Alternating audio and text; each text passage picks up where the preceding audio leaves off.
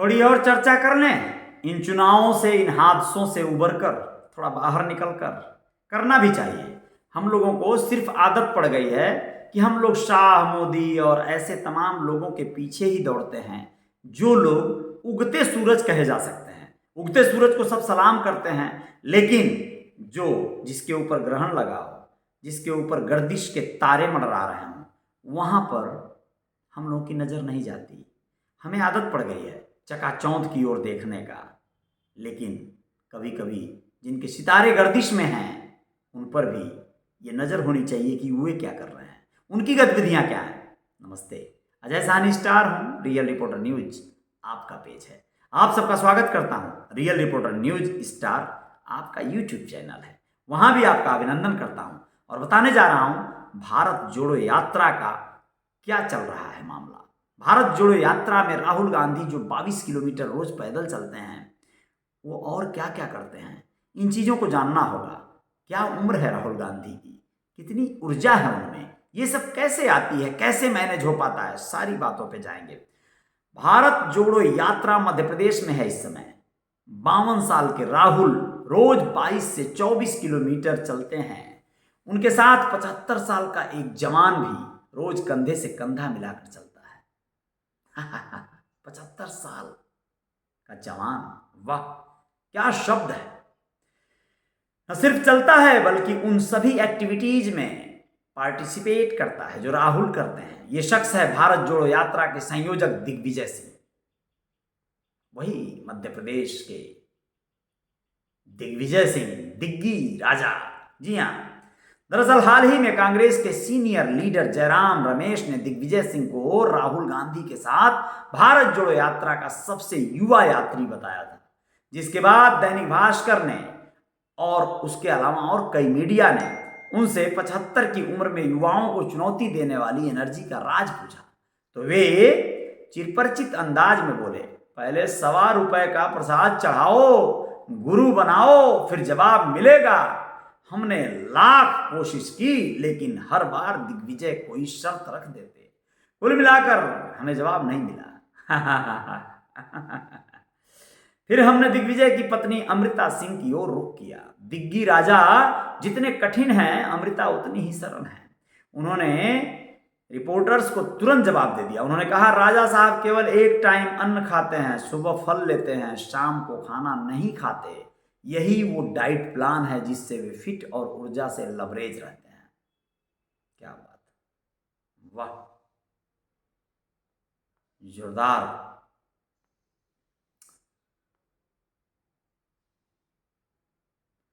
अमृता ने बताया कि वो मुझसे 50 गुना ज्यादा अनुशासित हैं। वे हमेशा मुझसे पहले सोकर उठते हैं, नियमित योग और प्राणायाम करते हैं, बिना पूजा किए अन्न का एक दाना ग्रहण नहीं करते। यही अनुशासन और व्यायाम उन्हें फिट रखता है, इसी से उन्हें ताकत मिलती है। मेरा काम पत्नी के रूप में उन्हें मानसिक संबल देना है। मैं अपनी तरफ से भरपूर कोशिश करती हूँ कि घर में उन्हें अच्छा माहौल मिले। वे अपने खाने से कम, विल पावर से ज्यादा चलते हैं। जी हाँ दोस्तों, आगे भारत जोड़ो यात्रा के दौरान दिग्विजय की एक और खूबी उनके पुराने साथी पूर्व केंद्रीय मंत्री जयराम रमेश ने बताई। जयराम ने कहा कि कैंप में सबसे पहले दिग्विजय ही जागते हैं, वो भी ठीक 4 बजे। दिग्विजय जागने के बाद पहले अपने तमाम साथियों को व्हाट्सएप मैसेज भेजकर बताते हैं कि वे जाग गए हैं और तैयार हो रहे हैं। दूसरे साथियों को भी दिग्विजय ही जगाते हैं। आप लोगों को बताना जरूरी है कि इन्होंने बताया कि रिपोर्टर्स ने बताया कि हमने भारत जोड़ो यात्रा के अन्य यात्रियों से भी बात की कि दिग्विजय कैंप में कैसे रहते हैं। यात्रियों ने बताया कि वे अमूमन रात 9 से 10 बजे के बीच सोने चले जाते हैं। आमतौर पर यात्रा के दौरान किसी से बात नहीं करते। दूसरे यात्री सुबह नाश्ता करके रवाना होते हैं, लेकिन दिग्विजय सिर्फ फल ही खाते हैं। दिग्विजय सिंह व उनकी पत्नी अमृता सिंह ने 2018 में विधानसभा चुनाव से पहले पैदल नर्मदा परिक्रमा की थी। उस दौरान वे 3,300 किलोमीटर चले थे। बताया जाता है कि वे मध्य प्रदेश की 230 में से 110 सीटों से होकर गुजरे थे। तब दिग्विजय ने उस यात्रा को नितांत आध्यात्मिक यात्रा बताया था। उन्होंने कहा था कि इसका राजनीति से कोई लेना देना नहीं है। हालांकि इसका फायदा यह बताया जाता है कि 2018 के नवंबर में मध्य प्रदेश चुनाव के रिजल्ट कांग्रेस के पक्ष में आए थे और कमलनाथ मुख्यमंत्री बने थे। यह भी कहा जाता है कि दिग्विजय ने इस यात्रा के बहाने कांग्रेस संगठन की जमीनी नब्ज को जान लिया था। टिकट वितरण के दौरान इस बात का ध्यान रखा गया था जिसका फायदा कांग्रेस को मिला था। भारत जोड़ो यात्रा के संयोजक भी दिग्विजय सिंह हैं। वे सिर्फ यात्रा में साथ ही नहीं चल रहे हैं बल्कि इस यात्रा में राहुल गांधी के साथ चलने वाले भारत यात्रियों के चयन की जिम्मेदारी भी उन्होंने ही निभाई थी। 1000 से ज्यादा लोगों ने भारत जोड़ो यात्रा में राहुल के साथ चलने के लिए आवेदन किया था। उनमें से 120 यात्रियों का चयन हुआ था। आवेदकों के इंटरव्यू दिग्विजय ने ही लिए थे। राहुल की इस यात्रा का रूट प्लान तैयार करने में भी दिग्विजय की अहम भूमिका रही है। दिग्विजय ने ही मध्य प्रदेश में बुरहानपुर के रास्ते राहुल की एंट्री का प्लान बनाया और आदिवासी बाहुल्य खंडवा खरगोन से होकर यात्रा निकालने की योजना बनाई। मध्य प्रदेश में भारत जोड़ो यात्रा 6 जिलों से होकर गुजरेगी। सीधे तौर पर इस दायरे में 18 विधानसभा सीटें आएंगी, लेकिन इसका असर 60 से ज्यादा सीटों पर होगा। पिछली बार कांग्रेस इन्हीं सीटों पर जीतकर सत्ता तक पहुंची थी। आप लोगों को बताना बहुत जरूरी है दोस्तों कि इस बीच एक बहुत शानदार जो है परिदृश्य दिखा था। केसरिया तेरा इश्क है पिया, इस गीत पर दिग्विजय सिंह का डांस भारत जोड़ो यात्रा में ब्रेक के दौरान यात्रियों के साथ थिरके थे।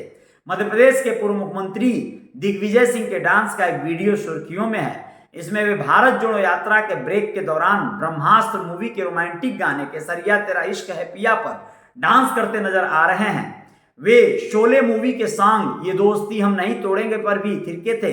राघवगढ़ से विधायक उनके बेटे जयवर्धन सिंह ने पिता की फिटनेस का राज बताते हुए कहा कि वे 24 घंटे 7 दिन काम करने वाले नेता हैं। जी हाँ दोस्तों, ये सारी जो है मेमोरी, सारी बातें उनके बारे में है। कांग्रेस के दिग्गज नेता और मध्य प्रदेश के पूर्व मुख्यमंत्री दिग्विजय सिंह अक्सर किसी न किसी वजह से सुर्खियों में रहे हैं। अब वे भारत जोड़ो यात्रा को लेकर लिखे गए अपने एक लेटर के कारण चर्चा में हैं। ये लेटर उन्होंने प्रदेश कांग्रेस अध्यक्ष कमलनाथ को लिखा है। तो ये सारी चीजें हैं, आप लोग अपना ख्याल रखिएगा, बाकी तो कांग्रेस अपना ख्याल रखेगी। भारत जोड़ो यात्रा किस हद तक कहां जाएगी उन्होंने लिखा था लेटर में अपने प्रिय कमलनाथ जी। कांग्रेस नेता राहुल गांधी जी के नेतृत्व में विगत सितंबर महीने से कन्याकुमारी से कश्मीर तक भारत जोड़ो यात्रा निकाली जा रही है।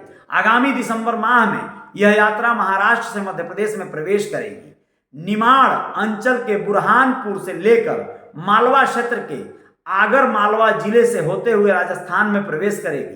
भारत जोड़ो यात्रा को सफल बनाने के लिए बूथ स्तर तक के कार्यकर्ताओं से संपर्क किया जा रहा है। आपने प्रदेश कांग्रेस कमेटी की ओर से जिला स्तर पर यात्रा की तैयारियों के लिए जिला यात्रा प्रभारियों को तैनात कर जवाबदारी दी है। प्रदेश में सभी जिलों से चल रही उप यात्राओं से लगता है कि आपके नेतृत्व में मध्य प्रदेश में भी यात्रा को जन सामान्य का भारी समर्थन मिलेगा। तमिलनाडु, केरल, कर्नाटक, आंध्र प्रदेश और तेलंगाना में यात्रा को अभूतपूर्व सफलता मिली है। देश में पिछले 7-8 सालों में व्याप्त नफरत के खिलाफ प्यार और सद्भावना के संदेश को लेकर चल रही यात्रा लाखों लाख लोगों ने दिल खोलकर स्वागत किया है। आपसे अनुरोध है कि यात्रा के मध्य प्रदेश में प्रचार प्रसार के लिए जो सामग्री प्रदेश कांग्रेस कमेटी द्वारा तैयार की जा रही है उसमें पार्टी की पूर्व अध्यक्ष सोनिया गांधी, पूर्व अध्यक्ष राहुल गांधी और नवनिर्वाचित राष्ट्रीय अध्यक्ष मल्लिकार्जुन खड़गे की फोटो के साथ साथ प्रदेश अध्यक्ष के नाते आपकी फोटो का उपयोग किया जाना उचित होगा। मेरा निवेदन है कि पीसीसी द्वारा प्रकाशित सामग्री में मेरे फोटो का उपयोग नहीं किया जाए। मैं कामना करता हूं कि मध्य प्रदेश में यह यात्रा सफलता के नए आयाम स्थापित करे और कार्यकर्ताओं में एक नए जोश और उमंग का संचार करे।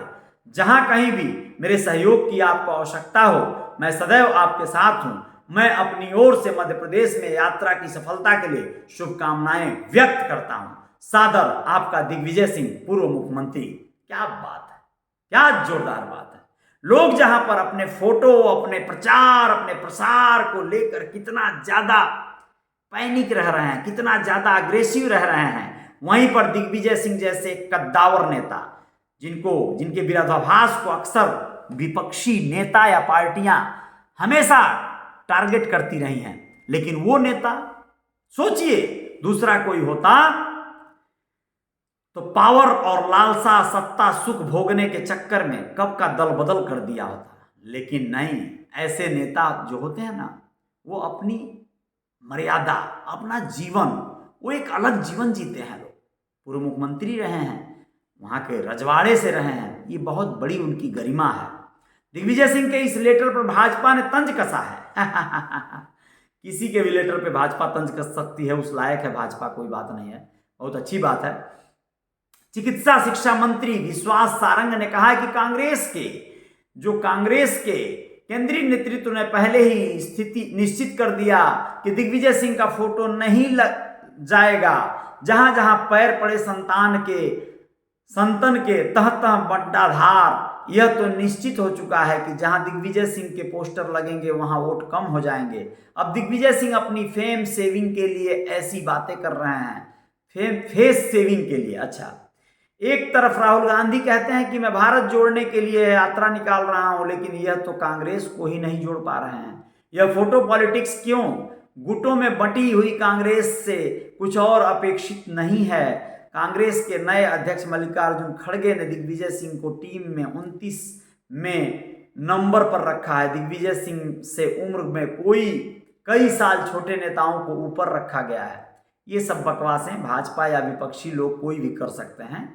कैलकुलेटिव पॉलिटिक्स कर रहे हैं दिग्विजय। वरिष्ठ पत्रकार रंजन श्रीवास्तव कहते हैं कि 2003 में कांग्रेस की जो हार हुई थी वो दिग्विजय सिंह के दिमाग में रहती है। वो ये बात जानते हैं कि जब भी उनका नाम सामने आएगा तो वोटों पर फर्क पड़ेगा, लेकिन अभी मामला दूसरा है। उन्हें लग रहा था कि वह राष्ट्रीय का अध्यक्ष बन जाएंगे, लेकिन बदली हुई परिस्थितियों में अध्यक्ष नहीं हो पाए। वे कमलनाथ की लीडरशिप से दूर दिखना चाहते हैं। कमलनाथ की सरकार के वक्त ऐसा संदेश गया था कि दिग्विजय सिंह पर्दे के पीछे सरकार चलाना चाह रहे हैं। अब अगले विधानसभा के चुनाव में ये संदेश न जाए कि कमलनाथ की लीडरशिप में भी दिग्विजय सिंह का दबदबा है। दिग्विजय सिंह अभी बहुत कैलकुलेटेड पॉलिटिक्स कर रहे हैं, ताकि यदि कहीं पार्टी को नुकसान होता है तो उनमें दिग्विजय सिंह को जिम्मेदार न बताया जा सके। वे भले कांग्रेस के राष्ट्रीय अध्यक्ष न बन पाए हों, लेकिन इसके बावजूद नेशनल लेवल की पॉलिटिक्स में वे अपनी आगे राजनीति की सेफ और साफ लाइन तैयार कर रहे हैं।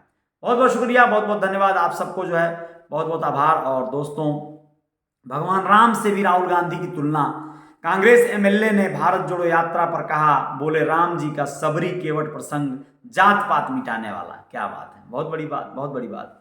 कृषि मंत्री कमल पटेल के बयान का जवाब देते हुए कांग्रेस विधायक कुणाल चौधरी ने राहुल गांधी की तुलना भगवान राम से कर दी। उन्होंने कहा कि इस देश में राहुल गांधी इस देश की मूल भावना की राजनीति को लेकर विश्व की सबसे बड़ी यात्रा पर निकले हैं, जो कन्याकुमारी से लेकर कश्मीर तक जाती है। इस देश की विविधता को मानने वाले लोग, अलग अलग धर्मों को मानने वाले लोग हैं, जो इस देश के प्रेम के भाव को जोड़ने वाले लोग हैं, उन सबको जोड़ने निकले हैं राहुल गांधी। ये बहुत अच्छी बात है, बहुत अच्छी सोच है और जय जयकार तो होगी, इसमें कोई शंका नहीं है। ये बहुत सफलतापूर्वक जो है राहुल की जो भारत जोड़ो यात्रा है ये चल रही है और लोग इससे जुड़ रहे हैं, बड़ी संख्या में जुड़ रहे हैं। अच्छे सेलिब्रिटी से लेकर आम लोगों तक का जो है रुझान कांग्रेस की तरफ हो रहा है। निश्चित तौर पर आने वाले समय में राहुल की छवि में इससे चार चांद लगेगा, पार्टी की छवि भी बदलेगी।